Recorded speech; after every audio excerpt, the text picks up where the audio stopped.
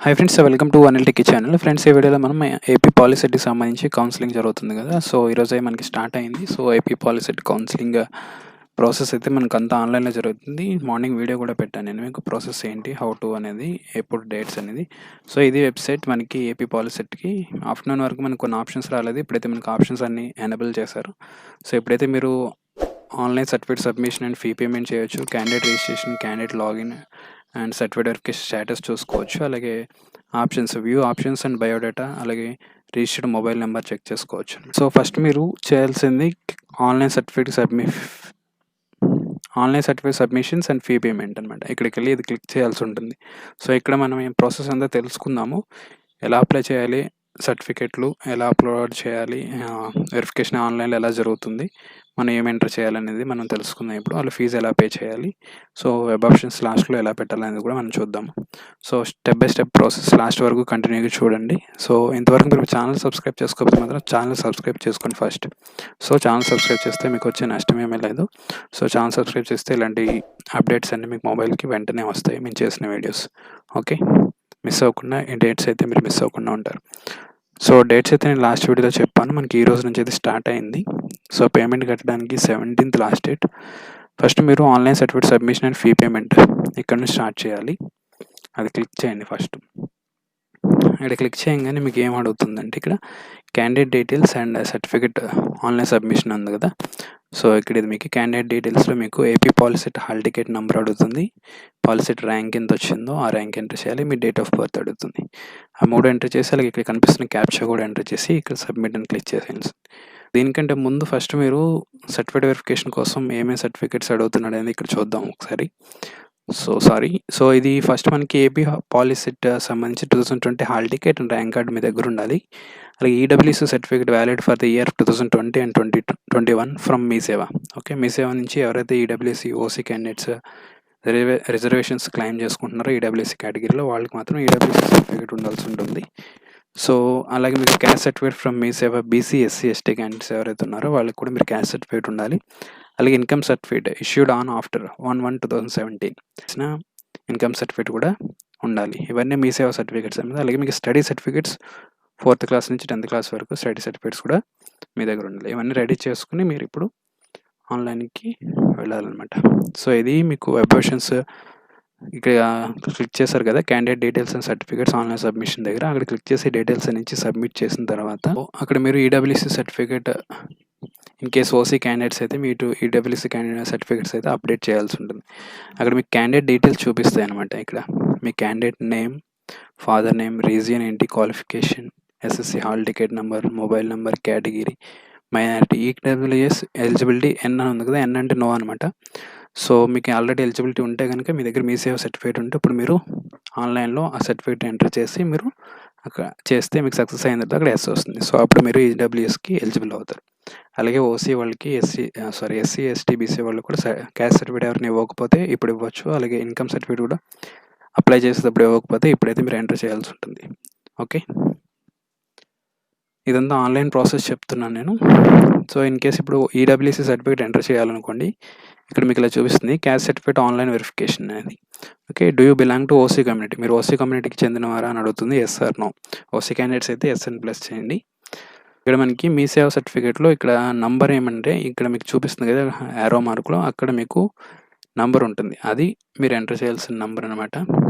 అది ఎక్కడ ఎంటర్ చేయాలి అంటే ఇక్కడ ఎస్ అని ప్రెస్ చేసిన తర్వాత మీ డీటెయిల్స్ అన్నీ వస్తాయి. అవి మీ డీటెయిల్స్ మీరే కాదా అని కరెక్ట్గా చెక్ చేసుకోండి.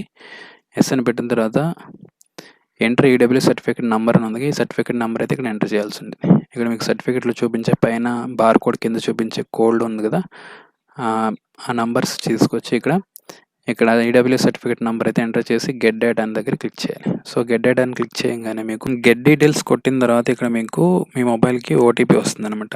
ఓటీపీ వచ్చే ముందు మీకు డీటెయిల్స్ చెక్ చేసుకోవాలి మీ కాదా అని. సో ఇక్కడ మీకు రెడ్ మార్క్లో చూపిస్తుంది కదా ఆన్లైన్ ఈడబ్ల్యూ సర్టిఫికేట్ అనేది. సో ఇక్కడ మీ నేమ్, మీ father name, date of birth, caste name ఇవన్నీ చూపిస్తుంది. అవి కరెక్ట్ అయితే మీకు మొబైల్కి ఏదైతే మీ అప్లికేషన్లో మొబైల్ ఇచ్చారో మొబైల్కి ఓటీపీ వస్తుందో ఓటీపీ ఎంటర్ చేసి సబ్మిట్ కొడితే మీకు అప్పుడు ఈడబ్ల్యూ సర్టిఫికేట్ అయితే వెరిఫికేషన్కి వెళ్తుంది అనమాట. ఓకే, ఇన్ కేస్ అలా మీకు గెట్ డీటెయిల్స్ కొట్టినప్పుడు రాలేదు అంటే మీకు ఇక్కడ ఇలా చూపిస్తుంది, మీ డీటెయిల్స్ రావు. సో అప్పుడు మీరు ఈడబ్ల్యూఎస్ లేదు అనుకుంటే కనుక ఇక్కడ మీకు click to proceed without claim EWS certificate అనేది మీకు ఎలిజిబిలిటీ లేకపోతే అది చేయండి. సో ఇన్ కేస్ ఎలిజిబిలిటీ ఉండి గెట్ డీటెయిల్స్ రాకపోతే కనుక మీరు ఆ సర్టిఫికేట్స్ తీసుకుని హెల్ప్ లైన్ సెంటర్కి వెళ్ళి అక్కడ వెరిఫికేషన్ చేయించుకోవాల్సి ఉంటుంది. క్యాస్ట్ సర్టిఫికేట్ అనమాట. నెక్స్ట్ క్యాస్ట్ సర్టిఫికేట్ అప్లోడ్ చేయాల్సి ఉంటుంది. క్యాస్ట్ సర్టిఫికేట్ కూడా మీరు ఇక్కడ do you belongs to OC community yes or no అని అడుగుతుంది కదా, అక్కడ నో అని పెట్టారనుకోండి. నో అని పెడితే మీరు అప్పుడు ఎస్సీ ఎస్టీ బీసీ క్యాండిడేట్స్ ఎవరైతే ఉన్నారో వాళ్ళకి ఉన్న క్యాస్ట్ సర్టిఫికేట్ ఎంటర్ చేయాల్సి ఉంటుంది. ఎంటర్ చేసి గెట్ డీటెయిల్స్ అని క్లిక్ చేయాలి. సో ఇక్కడ కూడా same process. Get detail click చేయగానే మీకు మీ డీటెయిల్స్ అయితే చూపిస్తాయి. ఇలా మీకు చూపిస్తుంది మీ డీటెయిల్స్, మీ పేరు, డేట్ ఆఫ్ బర్త్, క్యాస్ట్ ఏంటి అని. ఇన్ కేస్ చూపించట్లేదు అంటే మీరు మీ డీటెయిల్స్ అయితే మీరు వెరిఫికేషన్ అవ్వలేదన్నమాట, ఆన్లైన్లో మీకు రావట్లేదు. సో మ్యాక్సిమం అందరికీ వస్తుంది మీ సేవ సర్టిఫికేట్ ఉంటే కనుక. ఓకే, అది 2017 తర్వాత income certificate and caste certificate కూడా ఉంటాయి. క్యాస్ట్ సర్టిఫికేట్ ఎప్పుడైనా పర్లేదు, ఇన్కమ్ మాత్రం 2017 తర్వాత ఉండాలి. సో మీరు ఓటీపీ ఎంటర్ చేసి ఇక్కడ సబ్మిట్ చేయాల్సి ఉంటుంది. ఓకే, ఇన్ కేస్ మీకు ఉండి కూడా రాకపోతే ఒకసారి హెల్ప్ లైన్ విజిట్ చేయాల్సి ఉంటుంది. సో అలాగే మీకు ఇన్కమ్ సర్టిఫికేట్ కూడా మీరు అలాగే ఫిల్ చేయాల్సి ఉంటుంది. ఇక్కడ do you belong to fee examination category yes or no అని అడుగుతుంది. సో ఇక్కడ మీకు సర్టిఫికేట్స్లో క్యాండిడేట్ డీటెయిల్స్ మీకు ఈడబ్ల్యూఎస్ ఎలిజిబిలిటీ, మైనారిటీ, అలాగే మీకు ఫీ ఎగ్జామ్షన్ నో అని ఉంది కదా, ఇక్కడ క్వాలిఫైస్ ఇస్తారు. ఫీజు ఎగ్జామ్షన్ నో అని ఉంది కదా. సో ఆల్రెడీ మీకు ఇన్కమ్ సర్టిఫికేట్ ఉండి ఫీజు ఎగ్జామ్షన్ నో అని ఉందంటే మీకు స్కాలర్షిప్ రాదు. సో స్కాలర్షిప్ మీకు ఫీజు రీయింబర్స్మెంట్, స్కాలర్షిప్ ఇవి మీకు రావాలి అంటే మీకు ఫీ ఎగ్జామ్షన్ ఎస్ అనేది రావాలి. సో ఎస్ అని రావాలంటే ఇక్కడ మీరు do belong to fees exemption category yes or no అంటే ఎస్ అని పెట్టుకొని, అలాగే మీకున్న ఇన్కమ్ సర్టిఫికేట్ ఏదైతే ఉందో మీ సేవ అది ఎంటర్ చేయాల్సి ఉంది. అది ఎంటర్ చేస్తే అప్పుడు గెట్ డీటెయిల్స్ కొడితే మీకు డేటా వస్తుంది. అక్కడ మీరు సబ్మిట్ చేయాల్సింది. మీ మొబైల్కి ఓటీపీ వస్తుంది. ఓటీపీ ఎంటర్ చేసిన తర్వాత క్లిక్ టు ప్రొసీడ్ అని క్లిక్ చేయాల్సి ఉంటుంది. సో అలా మీరు 2 ఇన్కమ్, క్యాస్ట్ ఇవన్నీ అప్డేట్ చేసిన తర్వాత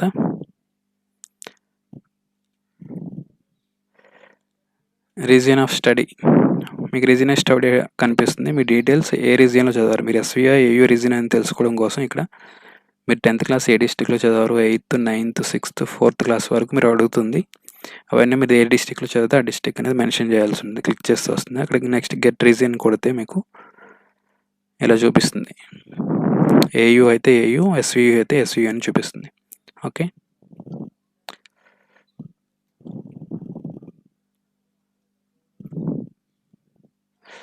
సో ఇక్కడ కూడా మీకు ఓటీపీ అడుగుతుంది. ఓటీపీ వచ్చిన తర్వాత కన్ఫర్మ్ అని సబ్మిట్ చేయాల్సి ఉంటుంది. ఓకే, ఇవన్నీ కరెక్ట్గా ఉన్నాయా లేదా చూసుకుని ఇక్కడ ఐ డిక్లేర్ అని ఉంది కదా, అక్కడ క్లిక్ చేసి ఓటీపీ ఎంటర్ చేసి కన్ఫర్మ్ సబ్మిట్ అని క్లిక్ చేయాల్సి ఉంటుంది. సో తర్వాత fee payment. Okay, your certificate verification is completed and processing fee అనేది వస్తుంది అనమాట. సో వెరిఫికేషన్ అయితే కంప్లీట్ అయిపోతే మీకు వెరిఫికేషన్ కంప్లీటెడ్ అని వచ్చేస్తుంది. ఓకే, ఇన్ కేస్ అవ్వలేదు అంటే పెండింగ్ అని వస్తుంది, యువర్ వెరిఫికేషన్ నాట్ కంప్లీటెడ్ అని వస్తుంది అనమాట. సో అప్పుడు మీరు పే ఫీ ఆన్లైన్ అయితే క్లిక్ చేస్తే మీకు అక్కడ కార్డ్ డీటెయిల్స్ అడుగుతుంది. Debit card, month, card holder name. ఇక్కడ మేక్ పేమెంట్ క్లిక్ చేసి అప్పుడు మీరు ట్రాన్సాక్షన్ కంప్లీట్ చేసుకోవచ్చు. ట్రాన్సాక్షన్ సక్సెస్ఫుల్ అని వస్తుంది. అప్పుడు ప్రింట్అవుట్ వస్తుంది. దీనికి కూడా మీకు ఓటీపీ వస్తుంది. ప్రతి దానికి మీ దగ్గర మొబైల్ ఉండాలి, ఓటీపీ కంపల్సరీ వస్తుంది, సిగ్నల్ ఏరియాలో ఉండాలన్నమాట. సో నెక్స్ట్ మీ you are eligible for exercising web options అనేది వస్తుంది అనమాట. సో సర్టిఫికేట్ వెరిఫికేషన్ అయితే ఇక్కడ ఆన్లైన్లో అయిపోయింది. సో మీరు ఎక్సైజింగ్ వెబ్ ఆప్షన్స్ అయితే పెట్టుకోవాల్సి ఉంటుంది. ఇప్పుడు మీరు మీ సర్టిఫికేట్స్ వెరిఫికేషన్ అయినాయా లేదా అనేది స్టేటస్ మీరు చెక్ చేసుకోవచ్చు. ఇక్కడ వెబ్సైట్కి వచ్చి సర్టిఫికేట్ వెరిఫికేషన్ స్టేటస్ అని ఉంది కదా, అక్కడ క్లిక్ చేయండి. అక్కడ క్లిక్ చేసి ఇక్కడ మీ enter hall ticket number click చేసి షో అని కొడితే అక్కడ మీకు వెరిఫికేషన్ సక్సెస్ఫుల్ ఆర్ నాట్ అనేది మీకు చూపిస్తుంది అనమాట. So you are eligible for exercising options అనేది వచ్చింది కదా. సో వచ్చిన తర్వాత మీరు నెక్స్ట్ మీకు వెబ్ ఆప్షన్స్కి వెళ్ళిపోవచ్చు. సర్టిఫికేట్ వెరిఫికేషన్ ఇన్ కేస్ మీకు ఏదైనా పెండింగ్ ఉంటే కనుక you are not eligible for exercising web options అనేది వస్తుంది అనమాట. అప్పుడు మీరు ఏదైతే ఎలిజిబుల్ ఉన్నాయో అవి మీరు హెల్ప్ లైన్ సెంటర్కి వెళ్ళి మీరు వెరిఫికేషన్ చేసుకోవాల్సి ఉంటుంది. అన్ని వెరిఫికేషన్ అయిపోతే హెల్ప్ లైన్ సెంటర్కి వెళ్ళవసరం లేదు. ఓకే, ఇది process for online verification of certificates అనమాట. ఇక్కడ మీరు ఆన్లైన్లో సర్టిఫికేట్ వెరిఫికేషన్ అయిపోయింది. ఇప్పుడు మీరు క్యాండిడేట్ రిజిస్ట్రేషన్ చేసుకోవాలి. ఓకే, మీకు ఇక్కడ క్యాండిడేట్ రిజిస్ట్రేషన్ అనే బటన్ కనిపిస్తుంది కదా,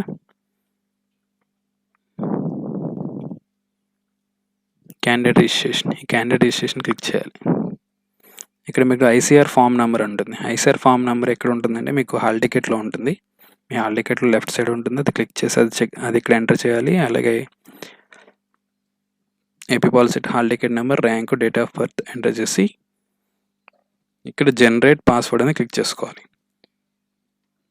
మీరైతే మీ అకౌంట్కి పాస్వర్డ్ అయితే సెట్ చేసుకోవాలన్నమాట. ఆ పాస్వర్డ్ మీకు గుర్తుండాల్సి ఉంటుంది. ఓకే,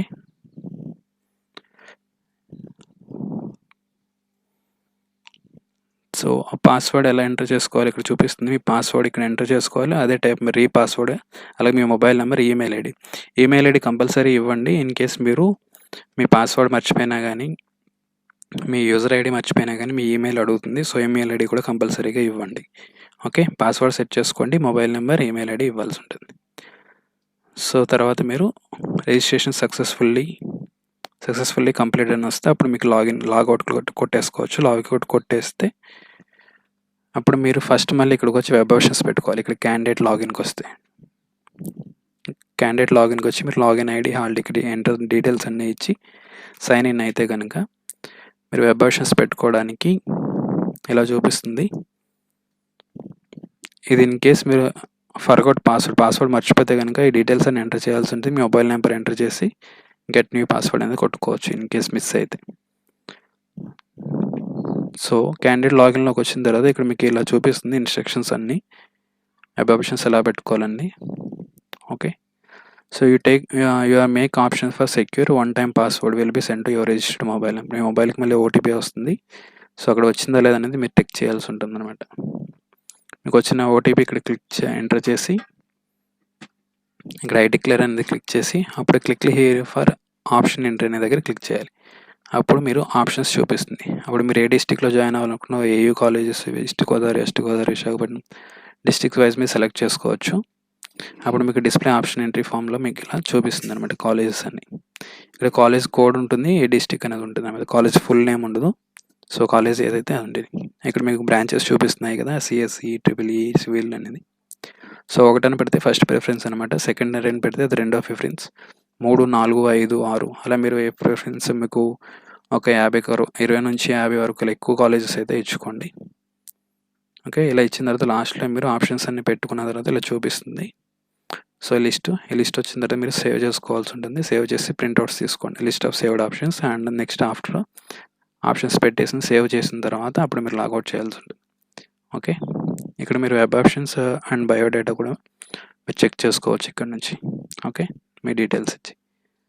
సో ఇది ప్రాసెస్. సో ఏపీ పాలసీకి సంబంధించి ఆన్లైన్ కౌన్సిలింగ్, ఆన్లైన్లో వెరిఫికేషన్ ఎలా చేసుకోవాలి, అలాగే మీకు వెబ్ ఆప్షన్స్ ఎలా పెట్టుకునేది ప్రాసెస్ అంతే ఇది. సో ఇన్ కేసు ఇందులో ఏమైనా డౌట్స్ ఉంది కామెంట్ సెక్షన్లో కామెంట్ చేయండి. ఈ వీడియోని లైక్ చేయండి, అలాగే మీ ఫ్రెండ్స్కి షేర్ చేయండి, వాళ్ళకు కూడా హెల్ప్ అవుతుంది. So thanks for watching.